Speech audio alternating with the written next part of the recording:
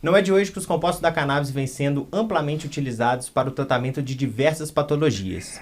E cada vez mais pessoas vêm aderindo a essa terapia, como é o caso do nosso convidado especial de hoje, o deputado estadual Eduardo Suplicy. E hoje também, para acompanhar o deputado, nós trouxemos aqui a presença do nosso queridíssimo diretor científico, Dr. Pedro Pierro, para comentar um pouco aí sobre a utilização da cannabis para o Parkinson. Bom, primeiramente, obrigado pela presença de vocês. E para a gente começar, deputado, eu gostaria de saber um pouco sobre como foi a descoberta do Parkinson para o senhor. Como você enxergou esse diagnóstico e quais foram os primeiros sintomas que você notou antes de procurar um médico? Bom, primeiro quero muito agradecer esta oportunidade aqui no podcast Sechat, que é o nome de uma deusa egípcia, a deusa da sabedoria, da biblioteca. Tem muito a ver, portanto, com tudo que nós temos aprendido e também a oportunidade de dialogar com o Dr. Pedro Pierro, e com você, João Negromonte, a respeito de todos estes assuntos que, para mim, são assuntos relativamente novos, porque é fato que cerca de no final do ano passado que eu comecei a sentir um pouco de dores na perna e também senti que minha mão estava tremendo tremendo um pouco. E então estive no meu médico geriatra, Dr. Nelson Carvalhais, que diagnosticou que eu estava com uma doença de Parkinson leve, é importante ressaltar leve, e aí aconteceu que eu também vim a conhecer algumas pessoas, na verdade desde 2018, por exemplo, que eu conheci a Cidinha Carvalho, que é a primeira mãe no estado de São Paulo que conseguiu uma licença na justiça para poder plantar a cannabis medicinal na sua residência. E eu fui até a residência dela, na zona leste de São Paulo, conheci a filha dela, a Cacá, esse é o apelido da filha, hoje com 20 anos, mas que teve, digamos, dos 5 meses até 11, 12 meses de idade, assim, 600 crises, e aos 10 anos de idade ela começou a tomar a cannabis medicinal e era uma menina que tinha enormes limitações, mas que com a cannabis passou a conversar, a falar melhor, a brincar, a se locomover, a pular corda, coisas que ela não fazia antes, e isso para mim foi uma nova descoberta. E também em julho passado eu fui visitar a Associação Terapêutica Flor da Vida em Franca e fiquei muito bem, comovidamente impressionado, porque lá eles atendem centenas de pessoas e pelo menos 65 pessoas por dia.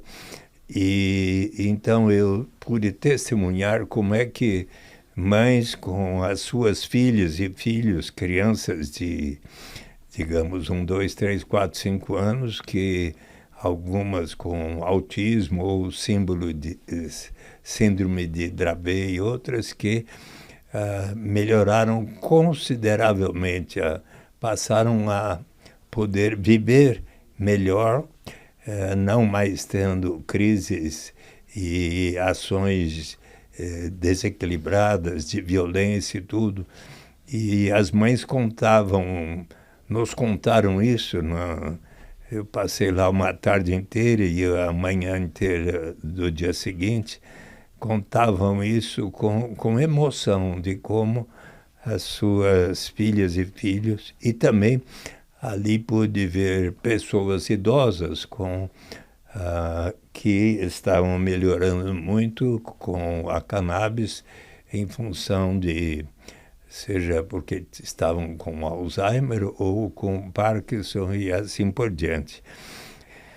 E foi então que eu pude conhecer o Dr. Francis Ney Nascimento, bem como a doutora Luana Oliveira, que são pessoas especialistas no tratamento com a cannabis e tive do meu geriatra a licença, pode experimentar e tudo.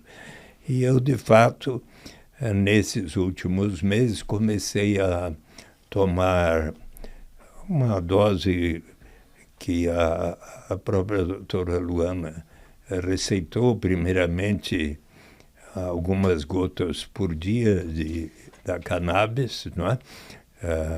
Tipo assim, acho que comecei com 4, 5 gotas de manhã, de tarde e tal, e presentemente aconteceu que eu pude notar uma melhora. Por exemplo, a dor na perna sumiu. O tremor das mãos diminuiu consideravelmente. Às vezes eu pegava um copo e ficava tremendo, mas consegui diminuir bastante ou às vezes na hora de me servir na mesa com um talher, o garfo, a colher, tremiam bastante, estão tremendo menos. Então, eu venho sendo acompanhado, o doutor Francis Ney Nascimento, ele vem acompanhando esta minha experiência pessoal, e ele é da UNILA, né?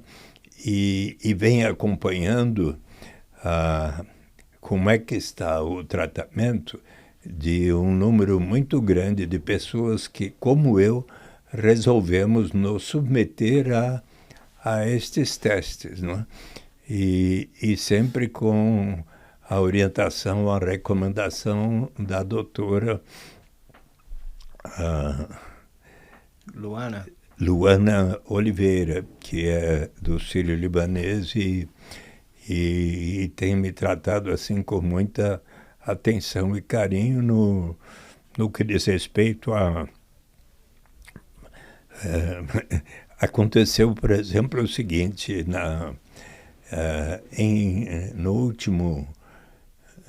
em agosto último, na última semana de agosto, eu fui participar do Congresso Internacional da Basic Income Earth Network, da Rede Mundial da Renda Básica, na Coreia do Sul.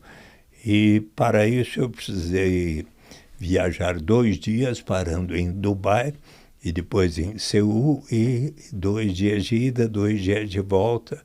E aí recomendaram a mim, olha, não vai levar o tubo da cannabis, porque em Dubai eles te prendem. E daí eu consultei um advogado que confirmou para mim, olha, eu tenho um cliente que está preso há 2 anos e condenado a 15 só porque ele estava levando uma dose lá na viagem de cannabis, né? Então, eu gradualmente diminuí a dosagem para, na última semana, ficar com 0 de dosagem, e fui viajar sem estar utilizando a cannabis, e tudo correu bem. Infelizmente, eu fiz a viagem prolongada, andei no aeroporto bastante e lá participei intensamente. Eu sou o presidente de honra da Rede Mundial da Renda Básica, por ser o autor da lei brasileira que vai instituir por etapas, a critério do Poder Executivo, o direito de todos os brasileiros e brasileiras passarmos a ter uma renda suficiente para atender às necessidades vitais.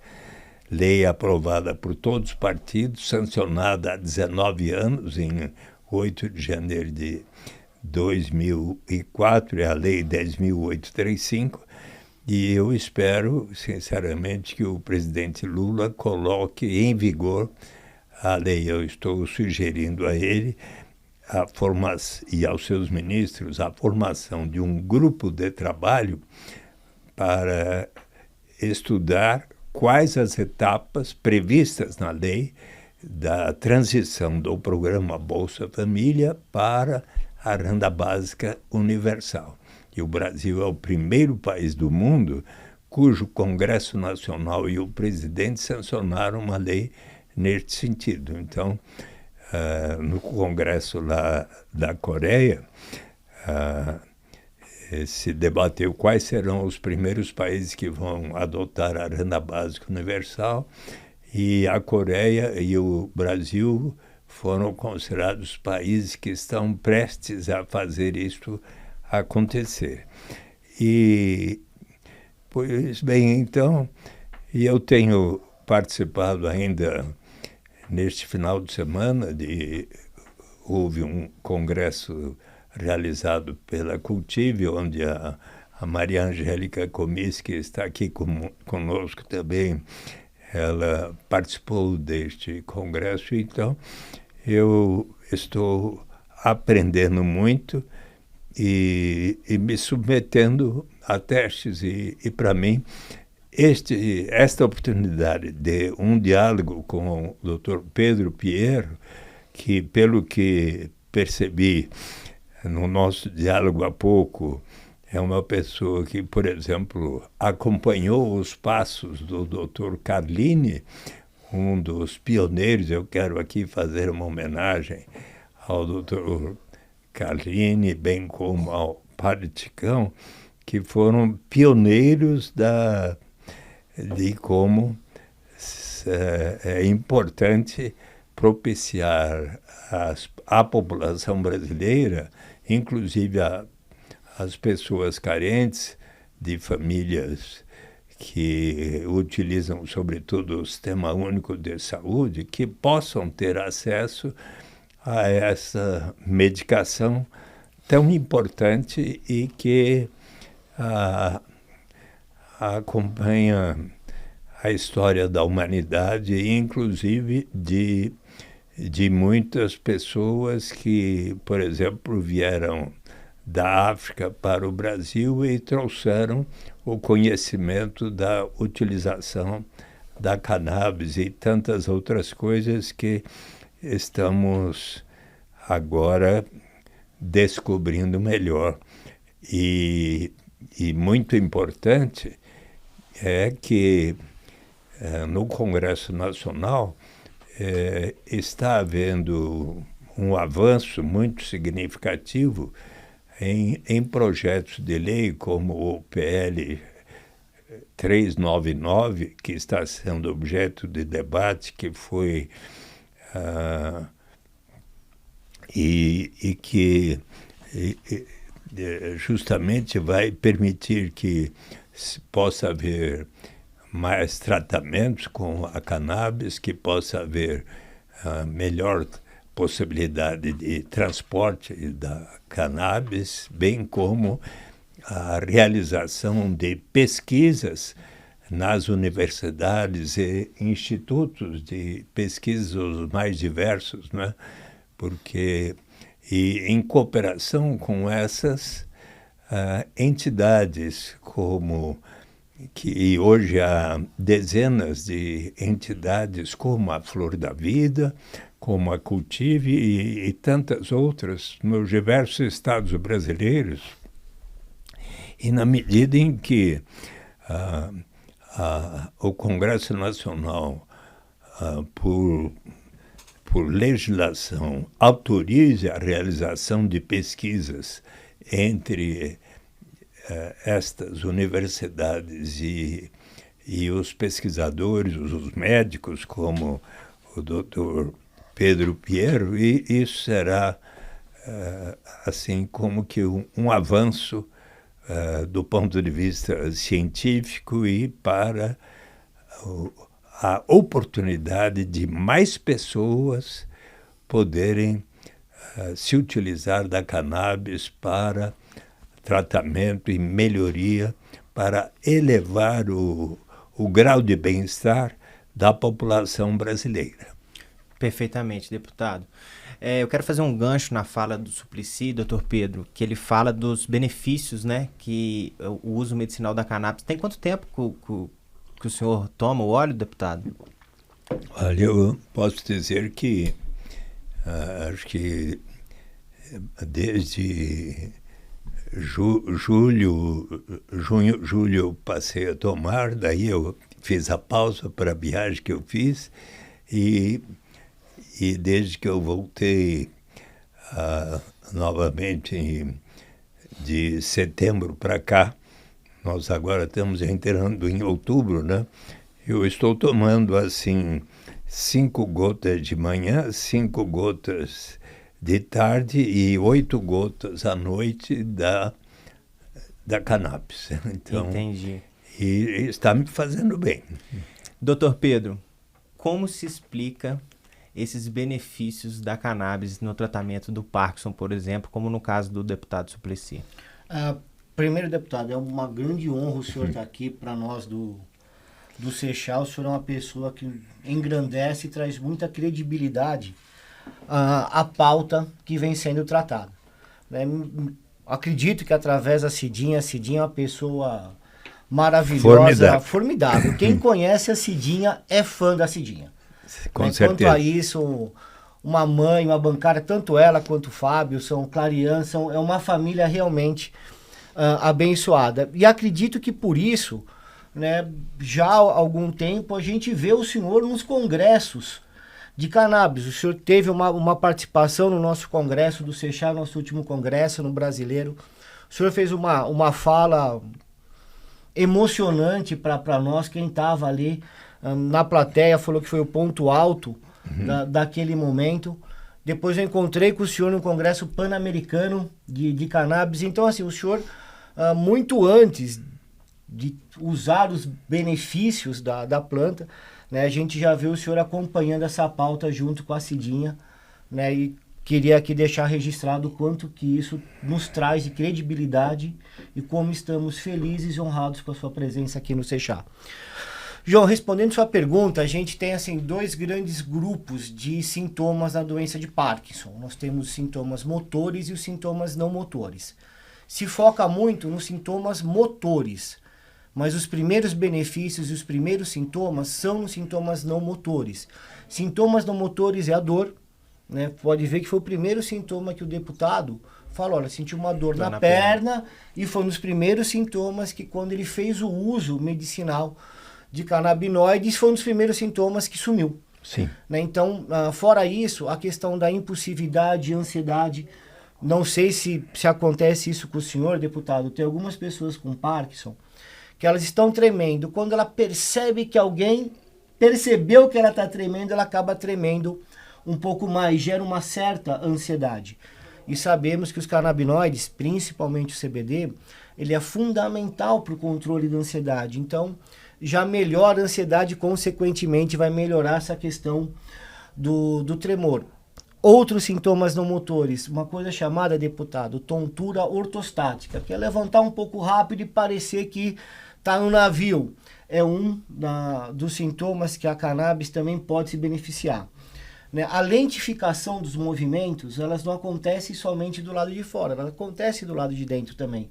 Então a constipação intestinal também é um sintoma presente na doença de Parkinson, às vezes é o primeiro sintoma que com os óleos, com os canabinoides medicinais, também acaba auxiliando. Fora isso, você imagina assim, você tem uma cabeça que é um carro de corrida. Tá a 1000 por hora, pensando, fazendo planos, estratégias, limitado num corpo que naquele momento está mais lento. Esse conflito, né, da velocidade do pensamento, o senhor falou aqui O senhor deu uma aula para nós, inclusive parabéns pela presidência de honra na Comissão Internacional da Renda Básica, fundamental para o ser humano. Mais uma peça do legado que o senhor vem construindo ao longo de toda a sua trajetória política. Então, parabéns também por isso. E você imagina toda essa cabeça pensante, né, andando de uma forma mais lenta. Isso traz um conflito interno. Você fica um pouco desconfortável. A cannabis ajuda a você entrar em sintonia. E isso, nem falei dos sintomas motores da cannabis, que é o tremor, que é a rigidez, né, a acinesia, a dificuldade de movimentação, né, que isso daí é um benefício, vamos chamar assim, que vem depois, né? Os primeiros benefícios são dos sintomas motores. Mas se deixar João falar, eu vou ficar falando aqui da doença de Parkinson até o final. E hoje a gente vai aqui ouvir o senhor, não me ouvir, deputado. É verdade. Doutor, só mais uma questão. Os estudos sobre os benefícios da cannabis para o Parkinson em si, ele diverge muito opiniões aí no meio médico. Como você explicaria para esses médicos que não acreditam na terapia canabinoide para o Parkinson? É verdade que não existem estudos suficientes, que é uma porta de entrada para outras drogas? Essas teorias. Então temos duas pautas, né? Não acho que a cannabis seja a porta de entrada, né? A gente tem estudos há 2 séculos falando que ele é muito mais uma porta de saída. Conversando agora há pouco, eu não estive no evento da CUTIV, que eu estava no Congresso Brasileiro de Neurocirurgia, né? Mas foi amplamente comentado que dentro do Congresso se conversou muito sobre redução de danos, utilizando a cannabis como uma droga de saída e não de entrada. Falando que ela seja uma droga de entrada. João, ciência não é crença, né? As pessoas não devem acreditar na ciência. Né? Você acredita em Papai Noel, você acredita em Coelhinho da Páscoa, você acredita na Fada do Dente. Ciência não é crença. Ou você concorda e aceita, ou você diverge e vai fazer os seus estudos. Ciência é isso, ciência não é crença. Você não acredita na ciência, você aceita a ciência, ou você refuta aquela teoria. Então, hoje o que nós temos são estudos, né, robustos, que falam sobre os benefícios da cannabis, principalmente nos sintomas não motores. Dos sintomas motores, nós estamos falando de uma planta que tem, assim, mais de 200 canabinoides, fora terpenos e flavonoides. Então, quando você faz um estudo, se tiver um desses componentes diferente, você já não consegue fazer um estudo usando os dois para fazer um estudo mais robusto. É uma planta, não é uma molécula única. Então, ela não pode ser tratada desta forma. Aquele médico que não acredita, né, então eu já começo errado com a questão de acreditar, mas que não aceita, né, os trabalhos que tem, né, o melhor tratamento para a doença de Parkinson é a levodopa. Não tenho o que falar. Só que a levodopa, ao longo do tempo, ela provoca mais efeitos colaterais do que benefícios. A dúvida é assim, em que momento que você entra com a levodopa? No começo do tratamento ou no meio? Porque uma hora, provavelmente, ela vai perder eficácia. Entendi. Tá? Então, assim, sabendo que é uma doença incurável, progressiva, e que a gente vai colocar qualidade de vida, você abrir mão de uma ferramenta terapêutica, não é uma opção, eu acredito. Quando a gente trata um paciente com Parkinson, deputado, a gente faz um gerenciamento do tratamento, a gente não usa todas as ferramentas terapêuticas ao mesmo tempo, né? Então, e a cannabis, aonde entra nisso? É o primeiro remédio. Né? O primeiro remédio alopático do mundo foi a aspirina feita pela Bayer, que é lá da casca do salgueiro, que era uma alternativa às medicações fitoterápicas da época. Com o tempo, isso se inverteu. Né? O alternativo era aquilo que era o primeiro. Por que não voltar a isso? Por que não usar uma medicação que tem seus efeitos colaterais, precisa saber prescrever, né, para que depois se entre com medicações alopáticas. Né? É uma pena, né, a gente ficar chateado que o senhor esteja passando aí por uma doença de Parkinson, mesmo que seja da forma leve. Não desejaríamos isso para ninguém. Mas, né, acho que Deus sabe o que faz, né? Então, assim, o senhor se tornou, né, já era, né, uma pessoa inserida nesse ecossistema, hoje o senhor se torna um embaixador. Porque quando o senhor fala como com a voz de um deputado falando do paciente. Né? Não gostaria que o senhor estivesse passando por isso, mas acredito que essa missão que lhe foi dada vai ajudar muita gente, deputado. Fui pensando exatamente que se eu revelasse que eu estou tomando a cannabis como uma forma de curar ou pelo menos diminuir os efeitos da doença de Parkinson leve, né? Eu aqui, e assim me contaram as pessoas que tratam deste assunto, e inclusive médicos, que isso poderia contribuir para como que democratizar o conhecimento e a utilização do Parkinson por mais e mais pessoas no Brasil. Então, a minha intenção é de colaborar com isso, não é? Me sinto até no dever de, como representante do povo, de transmitir às pessoas, olha, para mim está fazendo bem. Eu acho que poderá também fazer bem para muitas outras pessoas. Eu acho que este é o sentido maior de porquê. Por exemplo, na semana passada eu estive lá em Brasília, numa audiência pública que foi realizada na Câmara dos Deputados, presidida pela deputada Talíria Petroni, do PSOL, e com uma presença muito grande de pessoas do Brasil inteiro, o auditório lotado, e ali, ao final da reunião, resolveu-se enviar uma manifestação por escrita ao presidente Arthur Lira para que coloque logo em tramitação, em votação, o projeto de lei 399, que justamente foi objeto de uma ação da bancada conservadora para assustar a tramitação da mesma, né? Então,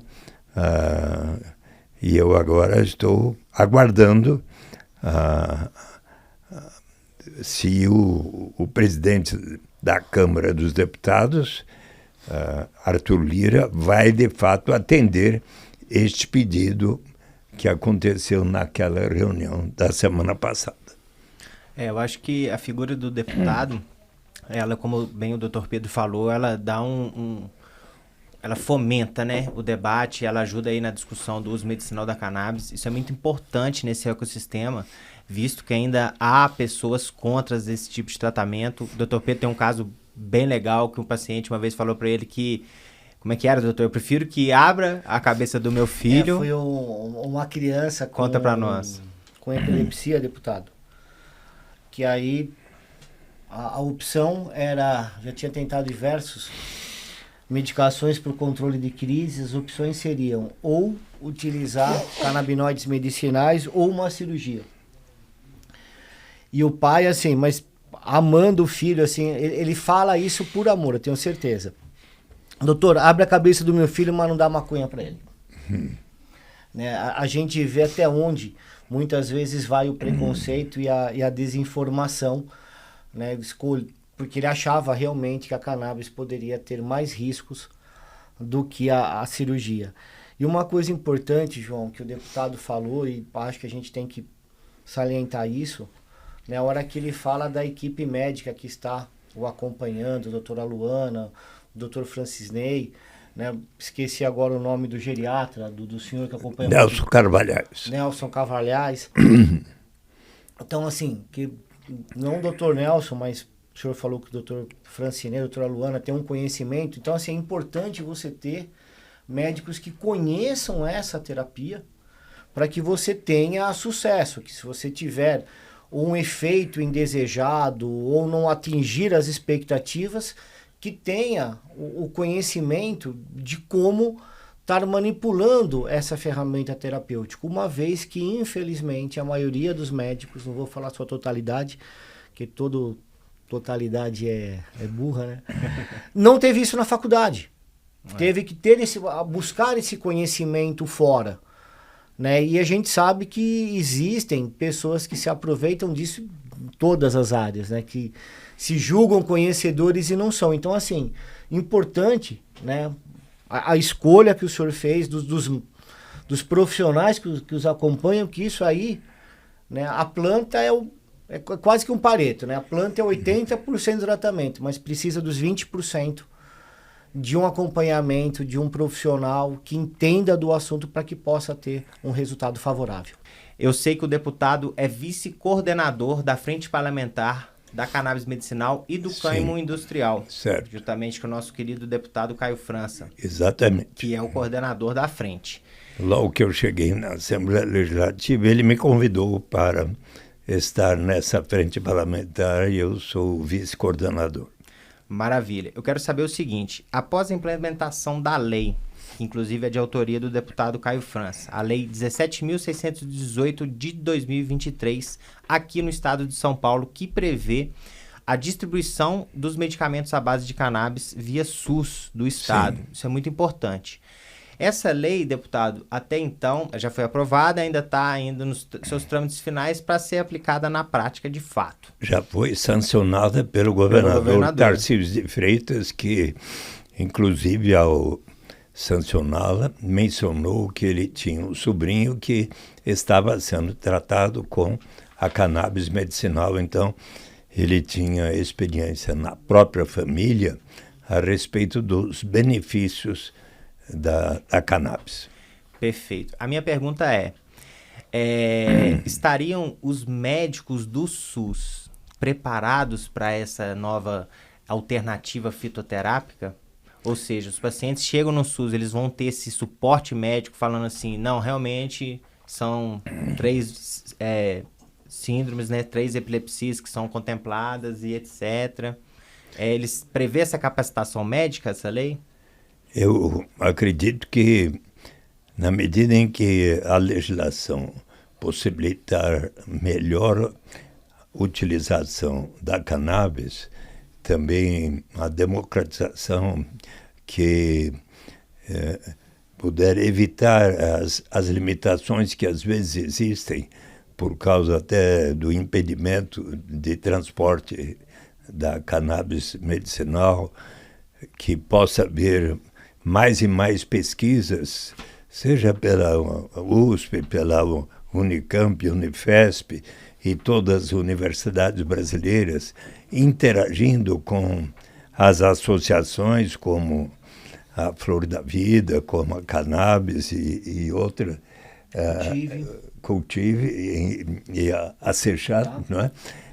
Eu acho que isso vai contribuir muito para, inclusive, se combater o estigma que ainda existe contra a cannabis, porque ela promove melhor qualidade de vida para as pessoas. E daí a importância dessas associações, como da Flor da Vida, que garantem o direito a milhares de brasileiros um tratamento de saúde digno. E essas associações promovem a democratização do acesso à cannabis medicinal a pessoas impossibilitadas de pagar os preços exorbitantes do produto importado.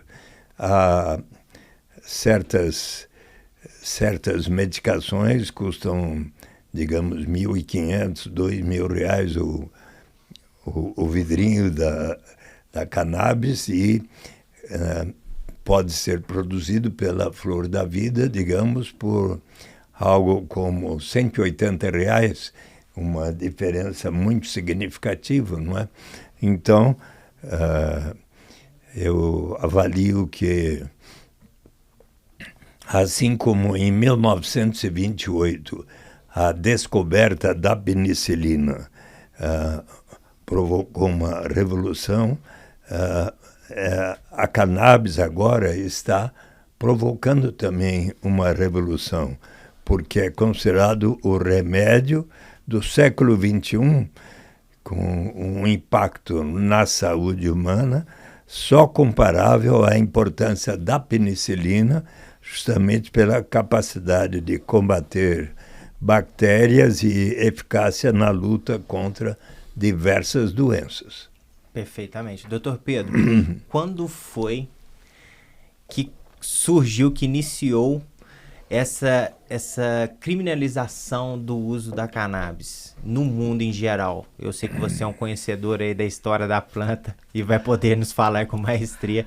Quando foi que começaram? Porque, assim, pelos os estudos, os relatos, a primeira farmacopeia do mundo do imperador Sheng Nung trazia ela. Se eu não me engano... 5 mil anos 5 mil anos atrás, exato. Aí depois você pega no primeiro livro de farmacologia médica do Ocidente, vamos chamar assim, de matéria médica de Pedânio, do ano 70 depois de Cristo, deputado. Pedânio, ele descreve e desenha mais de 1000 plantas. E ele coloca a cannabis como uma das principais plantas no tratamento de dor e inflamação. Pedânio foi médico das legiões romanas na época do imperador Nero. Então ele teve a oportunidade de viajar por todo o Império Romano da época e descrevendo as plantas de cada região. Por isso que ele conseguiu nessa época ter esse compêndio. Mas a primeira proibição foi Napoleão Bonaparte. Napoleão, quando invadiu o Egito, né, a ideia era interromper as rotas comerciais da Inglaterra com a Índia, na época das companhias das Índias orientais.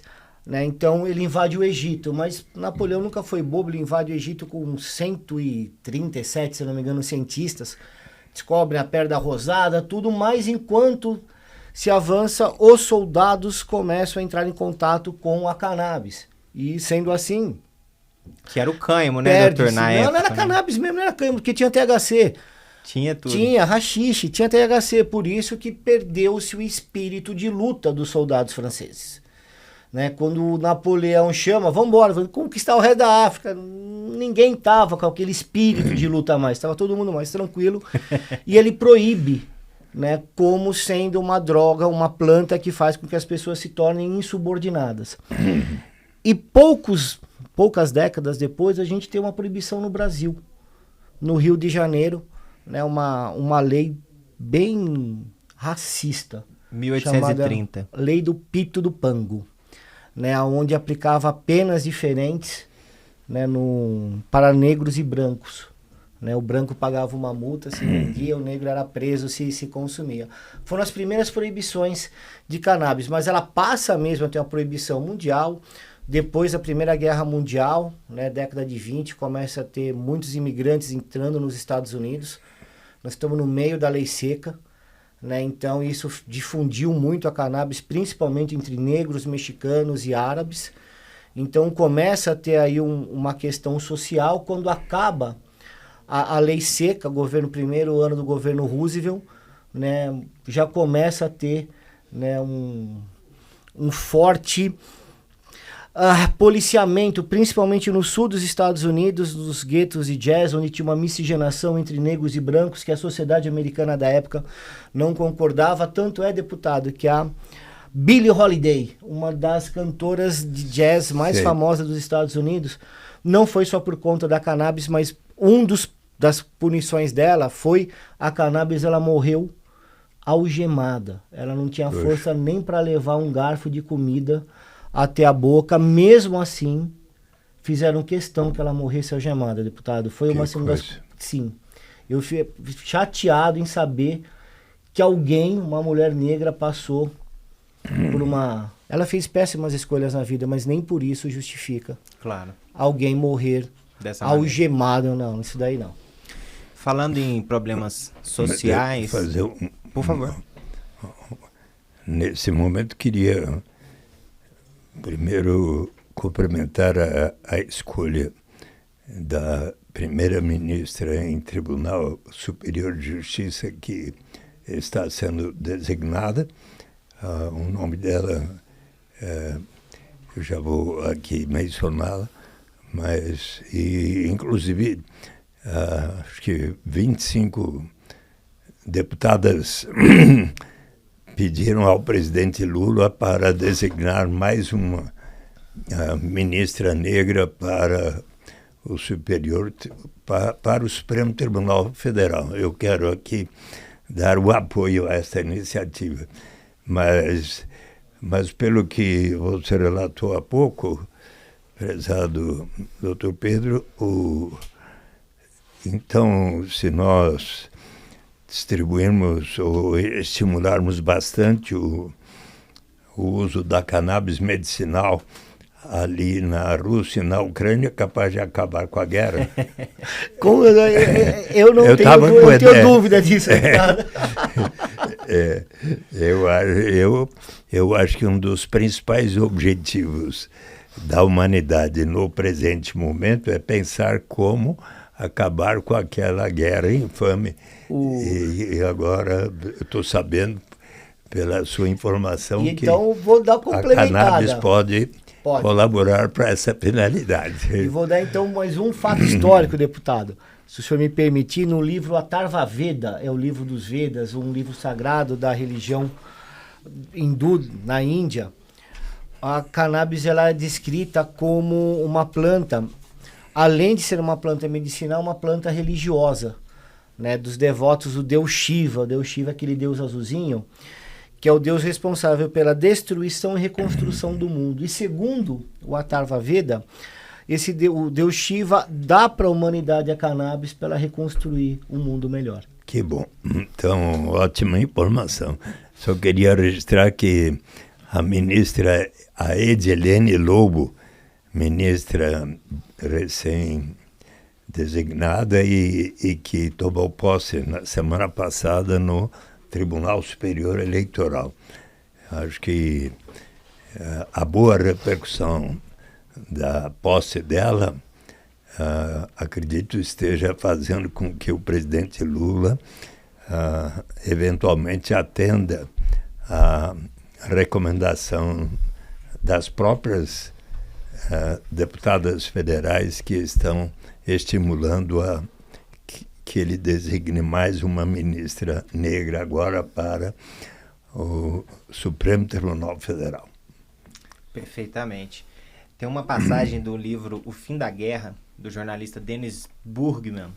Esse livro é muito bom, ele deve ter uns 10 anos para trás. Mas o que ele faz? Ele faz uma viagem ao mundo, vendo como funciona cada legislação de cada país a respeito do uso da cannabis, seja uso adulto, medicinal ou industrial.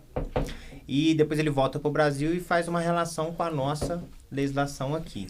O Dr. Pedro citou um caso da lei do Pito do Pango, de 1830, da Câmara Municipal do Rio de Janeiro, que ela fala que o vendedor, que nesse caso era o branco, ele pagava uma multa de 20 contos de réis caso fosse pego em posse da cannabis, ou utilizando, e estava liberado.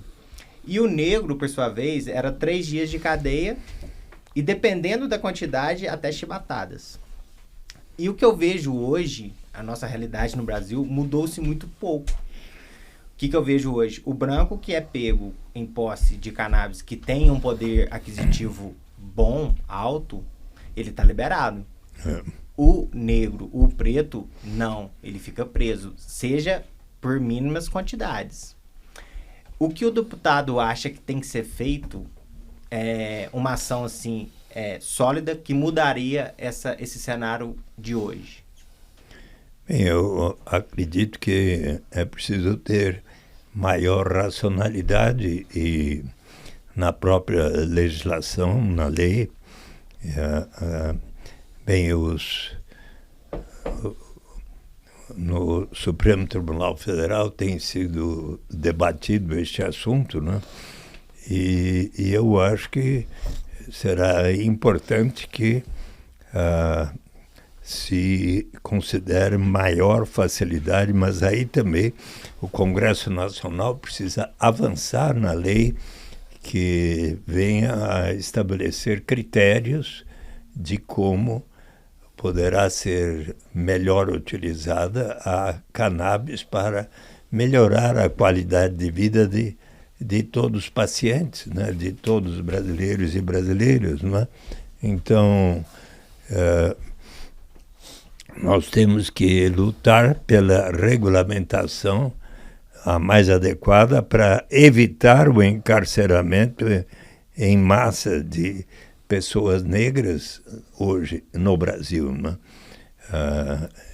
E um número muito significativo de pessoas negras estão detidas porque foram detidas, às vezes até na entrada do sistema penitenciário, e isso não é o mais adequado. Precisa ser transformado. O preto que é preso com uma pequena porte de maconha, ele acaba sendo preso por uma pessoa racista. E essa pessoa racista, né, quando uma pessoa ela é racista, dificilmente ela é só racista. Ela é mais um monte de coisa ruim junto. Verdade. Então, assim, né, acho que a lei do pito e do pango, ela acontece até hoje. Exato. Mas, assim, quando o branco ele é preso por esse policial racista, não pensa você que ele vai sair de lá porque é branquinho, eu sou racista, você vai. Esse cara vai ser acharcado. O policial vai fazer ameaça, vai falar que vai colocar ele no jornal, que vai acabar com a reputação dele, vai arrancar dinheiro dele, assim como o branco pagava. Lógico que perder a liberdade não tem comparação com uma questão financeira. Mas eu acho que não é uma disputa de brancos e pretos. Os dois sofrem na mão de pessoas ruins, sejam elas policiais, advogados, médicos, engenheiros, não importa. Aquela pessoa é ruim, ela é racista, ela provavelmente ela bate na esposa, sabe? A pessoa é ruim. É que, infelizmente, o que nos protege dessas pessoas ruins são as leis. E quando as leis elas não são bem escritas, elas não têm uma boa regulamentação, deixa brecha para que aconteça essas arbitrariedades. Por isso, da importância de ter embaixadores como o deputado Eduardo Suplicy, que são pessoas que levam aonde as leis são feitas, que levam essas dores. Né? O deputado já faz isso com o legado dele, como senador, como deputado, como vereador, ele já faz isso já há muito tempo. Com maestria. Com maestria, mas assim, todos sofrem na mão de uma pessoa ruim. Verdade. Eu acho que tem que ter uma união, né? Brancos, pretos, direita, esquerda, saudáveis, quem doentes, cara, exatamente, todo sim. mundo, entendeu? Para que a gente tenha leis e regulamentações mais justas para todos. Ele citou o caso do STF, que está descriminalizando, está tocando nessa pauta, né, de descriminalizar o porte, né? Eles começaram de todas as drogas, descriminalizar o porte de todas as drogas, e agora, no final, a votação se virou mais para cannabis, descriminalizar o porte de cannabis. 5 foram a favor, o ministro Zanin foi contra, mas, por outro lado, o Senado entrou com uma petição falando que isso não é de competência do judiciário. É uma competência do legislativo, do executivo. Quando o legislativo não legisla, o judiciário acaba entrando. Exatamente. Era essa a resposta que você já respondeu. Eu estou de acordo. Então, é isso, né, deputado? Quando um não faz a parte dele, o outro poder vai fazer. Claro. Então, acho que esse é o caminho. Estou de pleno acordo aqui. E acho que eu espero que ali no Senado e na Câmara, né, possam ser avançadas. Existe um projeto do senador Paulo Paim que melhora já a questão da utilização da cannabis. E lá na Câmara dos Deputados, eu reitero aqui o meu apoio ao projeto de lei 399 do deputado Fábio Metidieri, que foi relatado favoravelmente pelo deputado Luciano Dulce, atual governador deputado, né? O Fábio Metidieri, que é o atual governador de Sergipe. e o Luciano Dutti foi o relator, e na comissão especial presidida pelo deputado Paulo Teixeira, Perfeito. que hoje é nosso querido ministro do Desenvolvimento Agrário e Agricultura Familiar e que há muitos anos vem batalhando pela cannabis medicinal. 3 grandes defensores o deputado citou aqui agora: Fábio Mitidieri, Luciano Dutti e Paulo Teixeira. A gente precisa destacar esses nomes. Pode falar, doutor. Deputado, eu sei que foge completamente da alçada do senhor. Se me permite, João, fazer esse pedido para o deputado, que o senhor leve, Sim. né, quando o senhor puder levar isso para Brasília, uma atenção especial aos nossos médicos veterinários. Não sei se alguma coisa mudou, né, mas como a veterinária está sob o guarda-chuva do Ministério da Agricultura e não da Anvisa, né, hoje os veterinários têm muita dificuldade em prescrever, em ter acesso aos produtos de cannabis, né, e isso, quem mais sofre com isso são os pets, animais. Os animais. Né, então, né, sei que isso é âmbito federal, não é estadual, mas com a sua influência, com o volume que a sua voz do deputado tem, que o senhor leve, né, também essa fragilidade que nós temos aí em poder proteger nossos pets. Tema muito importante o doutor Pedro trouxe aqui agora, deputado, porque existe aí um jogo ali. A Anvisa fala que não é de competência dela os veterinários serem regidos pelo Ministério da Agricultura. E, ao mesmo tempo, o Ministério da Agricultura fala que não pode legislar sobre um medicamento que é de competência da Anvisa. Então, existe esse... É ele, é culpa dele, ou é culpa do outro? É culpa dele, é culpa do outro. E quem sofre são os animais e os seus tutores. E né? Olha que coisa curiosa. A primeira disciplina que teve no Brasil de endocannabinologia clínica foi numa faculdade de veterinária da Universidade Federal de Santa Catarina, com um professor, Amazonas. Assim, que é uma pessoa... Se o senhor não conhecer ele, deputado, o senhor precisa conhecer esse veterinário, Eric Amazonas. É uma pessoa assim... Eric Amazonas. Professor de endocannabinologia clínica da Universidade Federal de Santa Catarina. Entendeu? É uma ciguinha. Sabe aquelas pessoas que a gente vê que vieram, né, com uma missão? É o Eric. O Eric é um cara assim diferenciado, um cara que você devia chamar um dia para conversar aqui, viu, João? Um cara fantástico, deputado. Uma sumidade. Fantástico. Tanto que o primeiro curso sobre cannabis é dele. No Brasil inteiro é desse. Dentro de uma universidade federal. Exatamente. Mas eu anotei aqui a sua sugestão de também que possam os veterinários poderem fazer a utilização e receitar o uso da cannabis medicinal, levar isso em conta nos diálogos. Ainda quando eu estive em Brasília há 2, 3 semanas, eu tive uma reunião com a diretora a segunda diretora da Anvisa, e junto com Meiruzi. Outra pessoa fantástica, né, deputado? Ela foi muito atenciosa ao receber o Enor, presidente da Flor da Vida, e o advogado Antônio e mais um comunicador lá da Flor da Vida.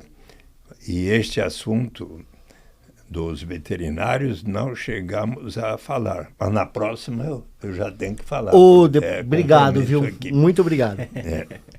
Legal, bacana. É muito importante esse tema, deputado. Os veterinários, eles se encontram hoje num limbo, né? Regulatório.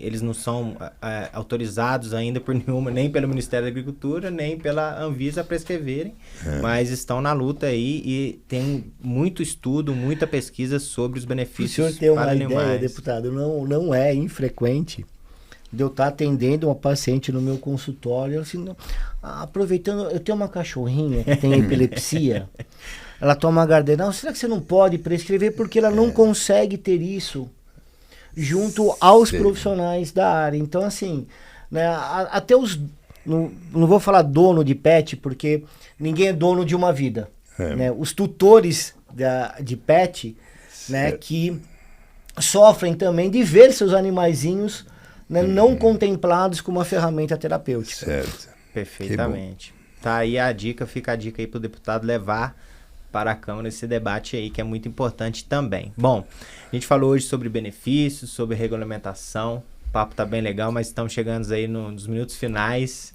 da nossa entrevista. E, doutor Pedro, para a gente terminar, eu vou passar essa bola para você e você joga pro deputado.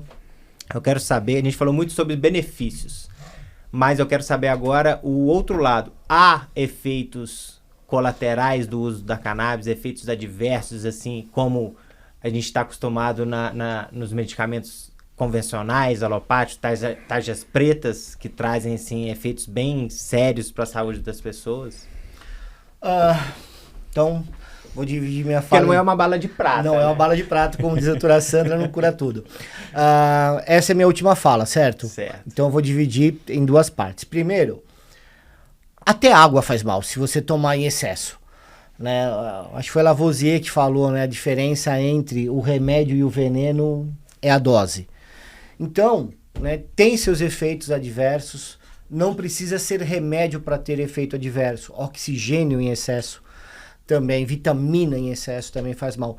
Por isso da importância de você ter profissionais habilitados que conheçam dessa terapia para que possam tirar o melhor dela e saber como trabalhar com esses efeitos adversos. As Olimpíadas de Tóquio, né, onde o canabidiol foi liberado para usar antes, durante e após, mostrou que o uso medicinal de canabinoides não serve para tudo, mas pode servir para todos. Né? Todos acabam sabendo usar, tendo benefícios. Então, a primeira parte é isso. A segunda parte, deputado, cada conversa, cada vez que nós escutamos o senhor falar, é uma aula. Né? A sua experiência, a sua sabedoria nas colocações, nos pontos, isso engrandece, traz credibilidade à pauta. Né? O senhor falando como paciente é uma coisa que nos entristece por o senhor ser o paciente, mas engrandece a causa médica porque o senhor tem uma propriedade maior para falar, uma propriedade que só um paciente tem. Isso humaniza demais a sua fala.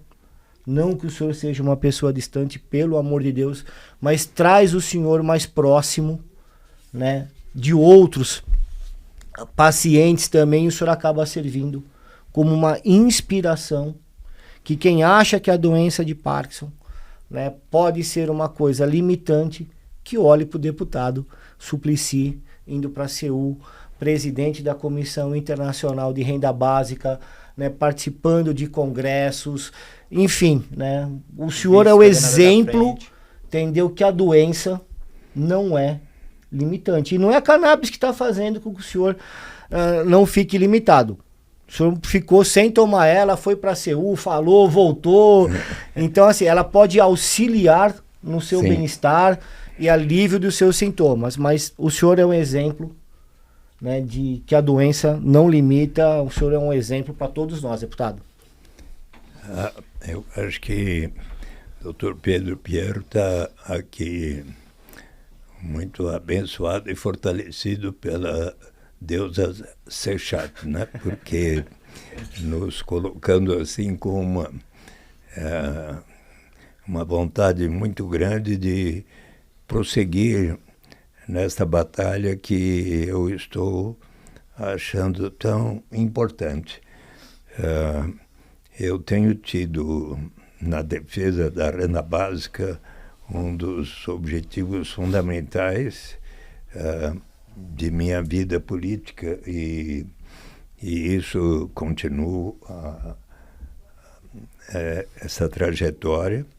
Eu espero poder, tenho procurado conversar com Deus, com os orixás, para que me deem a boa saúde, para que eu possa ver ainda durante a minha vida a instituição da renda básica universal no Brasil. Mas agora eu estou contando também com Sechat e a cannabis medicinal para prolongar a minha vida com boa saúde, para então ver realizado este objetivo, não é? E se o podcast Seixá puder transmitir ao presidente Lula, olha, está na hora sim de criar um grupo de trabalho para estudar as etapas previstas na Lei 16.401 de 19 de julho passado, que reinstituiu o Bolsa Família e o definiu como um passo na direção da universalização da renda básica universal. Então, eu acho que nós estamos aqui contribuindo com o podcast Seixá. Se eu já conquistei a nossa deusa, a sua deusa. Sem dúvida.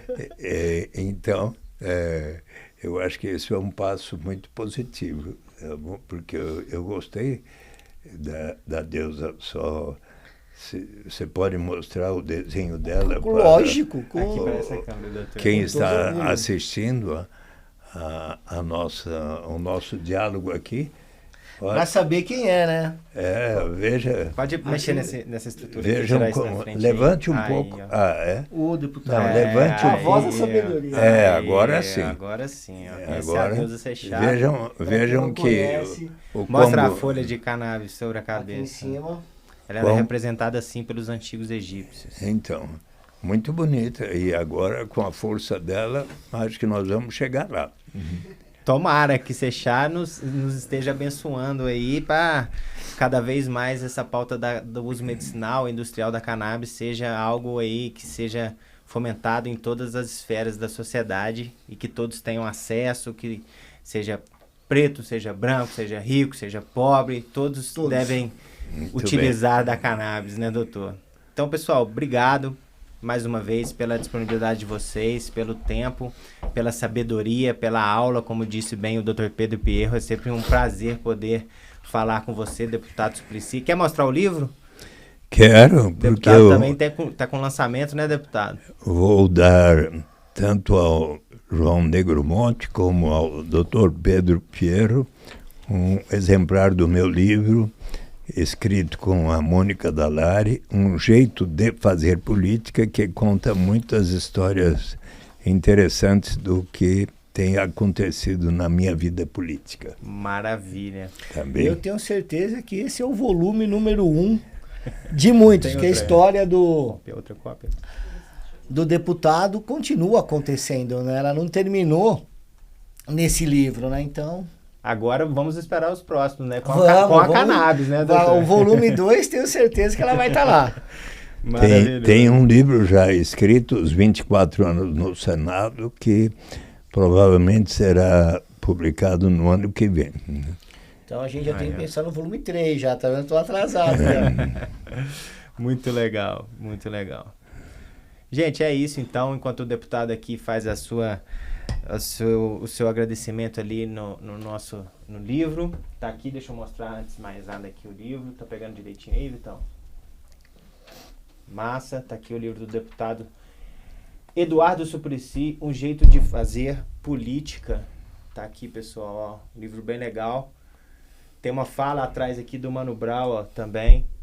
Prefácio tem um capítulo do deputado com Racionais. Mano Brown faz o prefácio, mas tem tanto é que estava comentando aqui daquela cena, quem quiser ver no YouTube, é uma das coisas mais bonitas que eu vi, o show essa cena maravilhosa. do Racionais sob uma intensa garoa, né, uma chuva fina, né, um show na periferia, né, e quando você olha ali no meio das pessoas, não tem nada de especial, de reservado, nada, tá ali o deputado Suplicy, exercendo a igualdade, né, uma imagem às vezes vale mais do que 1000 palavras, não é isso? Com certeza, e o deputado sabe muito bem fazer as coisas da maneira correta e da maneira certa. Então quem ainda não adquiriu tá aqui, fica a dica.